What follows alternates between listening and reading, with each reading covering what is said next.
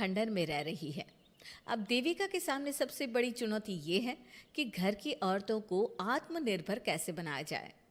देविका ये सब सोच ही रही थी कि तभी उसकी नज़र मिट्टी के बर्तनों पर गई। अरे, ये इतने सुंदर सुंदर मिट्टी के बर्तन किसने बनाए हैं? ये बर्तन तो माँ जी और चाची जी ने बनाए हैं। अरे वाह, इतने सुंदर बर्तन तो मैंने आज तक नहीं देखे। माँ जी, चाची जी, आपने ये कहाँ से सीखा? अरे बहू, ये तो हम बचपन से बनाते आ रहे हैं। ये स्टील, पीतल और कांच के बर्तन तो अब चले हैं। पहले तो मिट्टी के बर्तन में ही लोग खाना खाते थे। ठीक है, तो हम दोबारा से मिट्टी के बर्तनों में लोगों को खाना खाना सिखाएंगे। वीना दीदी और सुजाता भाभी, आप दोनों बताओ, आप दोनों को क्या क्या आता है? मुझे तो खाना अच्छा बनाना आता है। बस खाना बनाने के अलावा मैंने कभी कुछ किया ही नहीं। और वीना दीदी, आप बताओ, आपको क्या क्या आता है? पता नहीं, मैंने बचपन से यही सुना है कि लड़कियों को ये नहीं करना चाहिए, लड़कियों को वो नहीं करना चाहिए, इसलिए मैंने कभी कुछ किया ही नहीं। देविका, वीना को सिलाई, कढ़ाई और बुनाई बहुत अच्छी आती है। हाँ, आती तो है, लेकिन बहुत अच्छी नहीं। बहुत अच्छी भी आ जाएगी।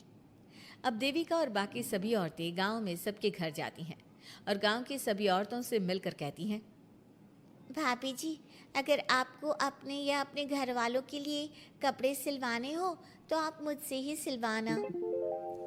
बहन जी, मिट्टी का चूल्हा, बर्तन या मटका बनवाना हो तो मुझसे ही बनवाना। मैं और विमला दीदी आपके घर के सारे बर्तन बना देंगे। भाभी, आप कभी किसी काम में व्यस्त हो और खाना ना बना पाओ ना, तो आप मुझे बता देना, मैं आपके घर के लिए खाना बना दूंगी। वो क्या है ना, आप तो सारा दिन खेतों में काम करती हो और कभी कभी खाना भी नहीं बना पाती होंगी, इसलिए। इस तरह घर की औरतें जी जान से अपने अपने कामों में लग जाती है। धीरे धीरे उनका काम बढ़ जाता है और वो अपने खंडहर को ठीक करने में लग जाती हैं। वहीं दूसरी ओर घर के सारे आदमी घर का काम संभाल नहीं पा रहे थे। अरे भाई कल्याण, चाय तो पिला दे, जमाना हो गया अच्छी चाय पिए हुए। आप भी ना घर के दामाद से क्या क्या काम करवाते हैं। अभी लाता हूँ चाय। कल्याण, तुम दामाद नहीं बेटे हो, इसलिए इस घर के सुख दुख, घर के काम और बाहर के कामों में तुम्हारा सहयोग तो होना ही चाहिए ना। इतने में कल्याण चाय बनाकर ले आता है। जैसे ही सचिन चाय पीता है तो उसके मुंह से चाय निकल जाती है।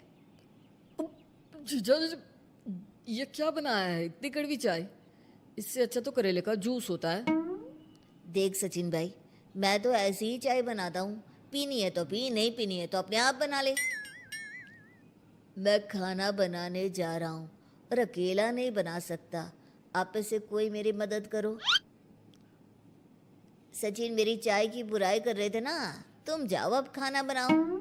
सचिन और मोहन दोनों खाना बनाने में लग जाते हैं। मोहन भिंडी काटकर कढ़ाई में छोड़ देता है और उसमें पानी डाल देता है।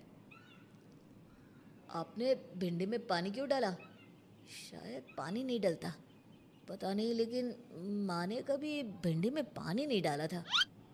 लेकिन बिना पानी के भिंडी बनेगी कैसे, मतलब गलेगी कैसे? बिना पानी के बनाएंगे तो चिपक नहीं जाएगी कढ़ाई से? पता नहीं, चलो देखते हैं कैसे बनती है भिंडी। भैया, कितने दिन हो गए ना अच्छा खाना खाए हुए।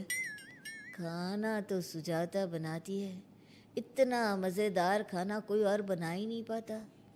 सचिन और मोहन खाना तैयार करके ले आए। सभी आदमी खाना खाने लगे। खाना बना तो बहुत बुरा था, लेकिन किसी ने बिना कुछ कहे खाना खा लिया। तभी जोगिंदर ने कहा, घर की हालत कितनी बुरी हो रही है, जगह जगह जाले लगे हैं, 2 दिन से तो किसी ने झाड़ू भी नहीं लगाई घर की। हाँ, और घर में गंदे कपड़ों के ढेर लगे हैं। मेरे पास तो यह आखिरी कुर्ता ही बचा है पहनने के लिए। कल्याण, मोहन, तुम किसी नौकर को रख लो ना। हमने 1-2 लोगों से बात की थी नौकर के लिए, लेकिन कोई घर में काम करने के लिए तैयार ही नहीं है। गांव के सभी लोग खेतों में ही मजदूरी कर रहे हैं। घर के सभी आदमी घर के काम में लगे रहते हैं, तो वो अपने खेतों पर भी ध्यान नहीं दे पाते और उन्हें हर महीने आर्थिक रूप से नुकसान उठाना पड़ता है। धीरे धीरे उनके घर की हालत खराब होने लगती है। एक दिन कल्याण सबसे कहता है, घर को तो औरत ही संभाल सकती है, हमारे बस का नहीं है घर संभालना। हमें किसी तरह से उस सब को वापस इस घर में लाना ही होगा। अरे कल्याण बेटा, पंचायत का फैसला था कि औरतें हमसे माफ़ी मांगे, लेकिन उन्होंने माफ़ी नहीं मांगी। अब हम उन्हें बुलाने गए तो उल्टा हमें ही अपनी अपनी पत्नियों से माफ़ी मांगनी पड़ेगी। हमें कोई ऐसा रास्ता निकालना होगा कि वो मजबूर हो जाए हमारे पास आने के लिए। बापू, उन सभी ने अपने अपने काम शुरू कर दिए हैं, क्यों ना हम सबके काम में नुकसान कर दे, इससे वो मजबूर हो जाएंगे हमारे पास आने के लिए। भैया, ये कैसी बात कर रहे हो? इससे वो मजबूर नहीं होंगी बल्कि और भी ज़्यादा गुस्सा हो जाएंगी। मैं तो बोल रहा हूँ शराफत से जाकर माफ़ी मांग लेते हैं। मुझे यकीन है कोई माफ़ करे ना करे, माँ तो ज़रूर हमें माफ़ कर देंगी। नहीं सचिन, अगर हमने माफ़ी मांगी तो ये सारी औरतें हमारे सर पर चढ़कर नाचेंगी। हमें इनके सामने छोटा नहीं होना है। मोहन, कल्याण, तुम दोनों आज से ही काम शुरू कर दो। बस फिर क्या था, घर के सभी आदमी लग गए काम पर। मोहन और कल्याण रात को खंडहर में पहुंचे और उन्होंने सारे मिट्टी के बर्तन तोड़ दिए। उसके बाद वीना ने जो कपड़े तैयार करके रखे थे वो सारे कपड़े उन्होंने फाड़ दिए। सुबह जब घर की औरतों ने ये सब देखा तो परेशान हो गई।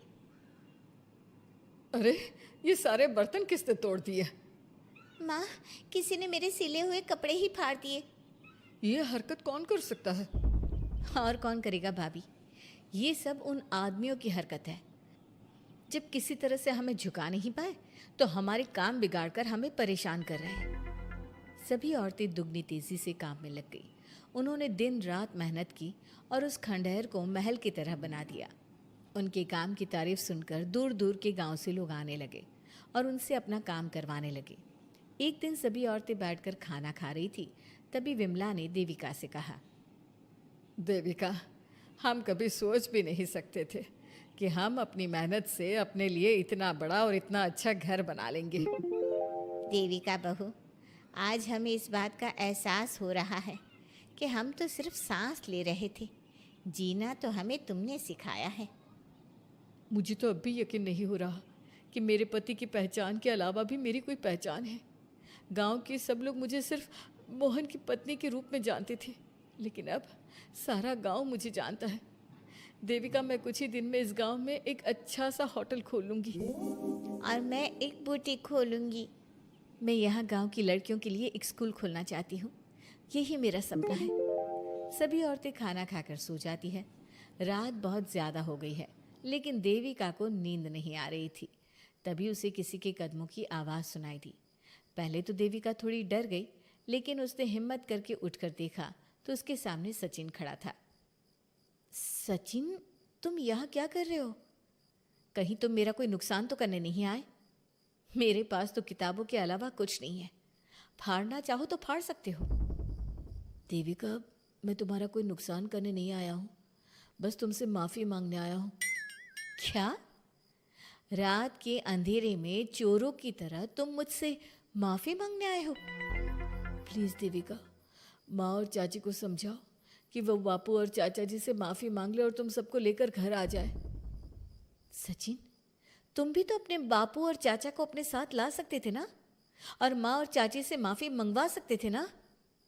प्लीज़ देविका, मुझे माफ़ कर दो और घर चलो। कैसे माफ़ कर दूँ सचिन?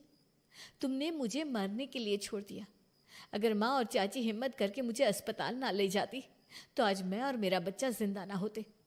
ना तुम मुझे अस्पताल में देखने आए और ना ही अस्पताल से आने के बाद मेरा हाल चाल पूछा। मुझे तो छोड़ो, तुमने अपने बच्चे का चेहरा तक नहीं देखा और तुम मुझसे उम्मीद कर रहे हो कि मैं तुम्हें माफ़ कर दूँ? कभी नहीं सचिन। देखो देविका, हम सबको बहुत नुकसान हो रहा है। घर के काम की वजह से हम बाहर के काम पर ध्यान नहीं दे पा रहे। घर और जिंदगी दोनों अस्त व्यस्त है। वो इसलिए कि तुम सब आदमी संगठित नहीं हो, अपना दिमाग और ऊर्जा हमें परेशान करने में लगा रहे हो।